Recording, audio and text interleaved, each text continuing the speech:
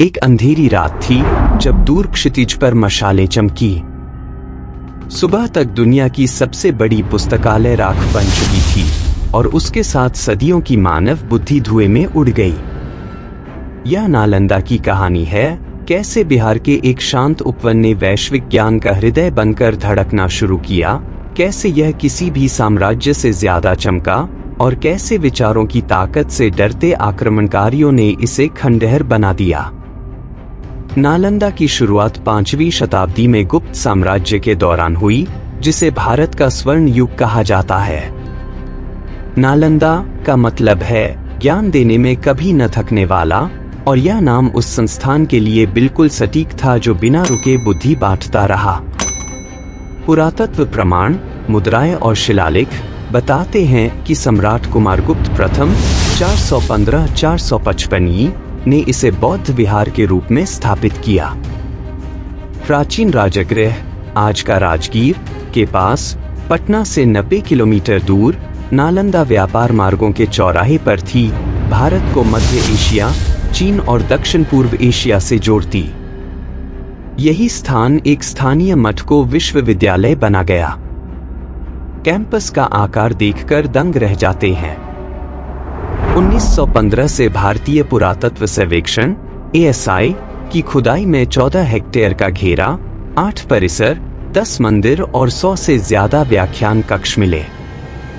मुख्य पुस्तकालय धर्मगंज 3 बहुमंजिला इमारतों रत्नसागर, रत्नोद्धी और रत्नरंजक से मिलकर बना था। 7वीं शताब्दी के चीनी यात्री यीचिंग ने लिखा कि यहाँ लाखों पांडुलिपियां थीं, वैदिक व्याकरण से बौद्ध दर्शन, चिकित्सा, खगोल, तर्कशास्त्र तक। पाठ्यक्रम विश्वकोश जैसा था।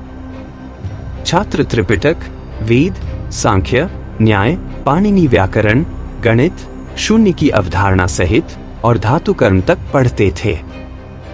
दाखिला कठिन था, मौखिक परीक्षा में 10,000 में से सिर्फ 2-3 हजार ही पास होते थे। तिब्बती इतिहासकार तारानाथ बताते हैं कि हर साल यही अनुपात रहता था। नालंदा का स्वर्णकाल पाल साम्राज्य 8वीं-12वीं शताब्दी में आया, जब राजाओं ने भरपूर संरक्षण दिया। धर्मपाल और देवपाल जैसे सम्राटों ने विहार बनवाए, विद्वानों को बुलाया। विश्वविद्यालय सांस्कृतिक पिघलघट बन गया। कोरियाई, मंगोलियाई, तिब्बती, जावाई भिक्षु भारतीयों के साथ पढ़ते थे। 7वीं शताब्दी के चीनी यात्री श्वानजांग वेनसांग 2 साल रहे, 657 ग्रंथ नकल किए। उन्होंने लिखा कि 10,000 से ज्यादा छात्र और 2,000 शिक्षक थे, जिन्हें 200 गांवों की करमुक्त आय से पाला जाता था। नालंदा का असर सिर्फ किताबों तक नहीं था।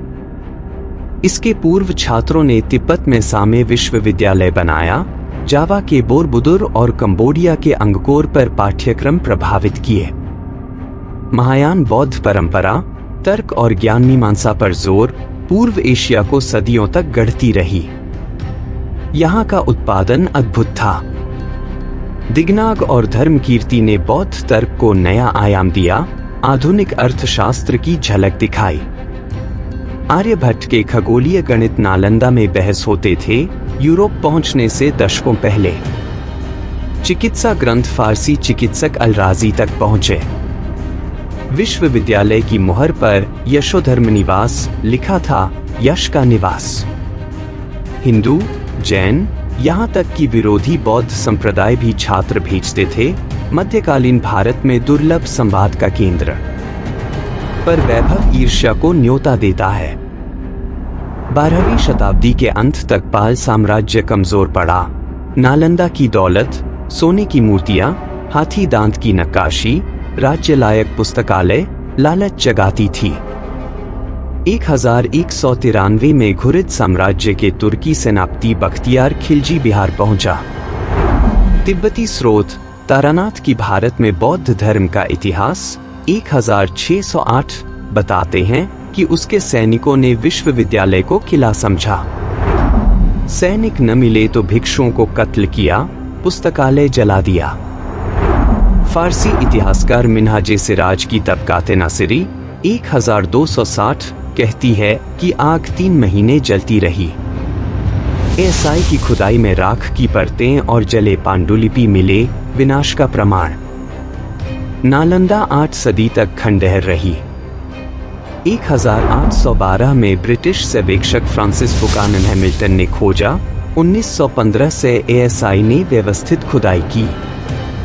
ईंटें, तांबे की प्लेटें, स्तूप, सबने लेआउट उजागर किया। 2016 में यूनेस्को ने विश्व धरोहर घोषित किया। 2010 में संसद के कानून से नया नालंदा विश्वविद्यालय बना, प्राचीन स्थल से 1 किलोमीटर दूर। पर नुकसान अनगिनत है। यीजिंग ने 15 लाख पांडुलिपियां गिनी थी, आज मुश्किल से 1000 बची, ज्यादातर तिब्बती अनुवाद में। नालंदा सिर्फ ईंटगारे की कहानी नहीं, यह याद दिलाती है कि ज्ञान बुझ जाए तो दोबारा नहीं जलता। इसका विनाश भारत की मध्यकालीन बौद्धिक श्रेष्ठता का अंत था, जिसने औपनिवेशिक कथाओं को जगह दी कि प्राचीन भारत में विद्या नहीं थी। पर इसका वारिस बचा है, बहस की सख्ती, सीखने की सार्वभौमिकता, उन विद्वानों का साहस जो विचारों की रक्षा में मरे।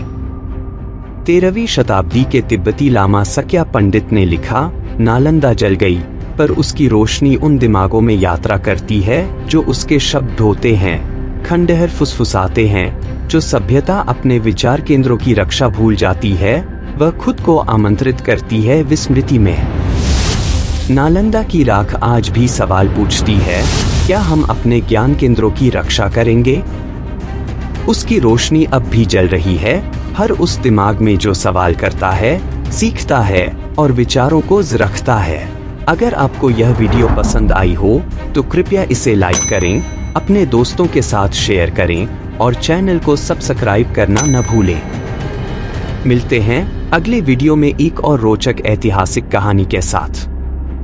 तब तक के लिए जय हिंद।